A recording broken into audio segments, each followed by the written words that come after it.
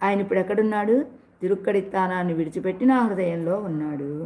అయితే ఆయన ఎందుకు ఇక్కడ అదుకూరుపాగ వందు నిற்பదు అనన్య ప్రయోజనత్వమే అనే కీర్తి కలిగినటువంటి వైదికుల యొక్క 4 వేదాల నుండి ముజంగు అవన్నీ సిద్ధించేటట్లుగా కల్పక వృక్షాలతోటి నిండి ఉన్న సోలయ్యేవడైతాన తిరుక్కడిత్తానం, తోటలతోటి కూడుకున్నటువంటి తిరుక్కడిత్తానం అని చెప్తూ ఏమిటంటే సర్వశేషి ఆయన, అద్భుతమైన చరిత్ర కలిగినటువంటి వాడు.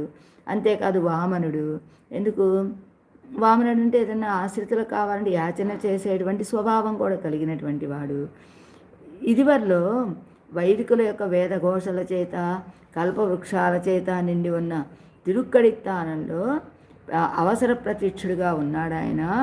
ఇప్పుడు మాత్రం నా హృదయంలోనే నిరంతరం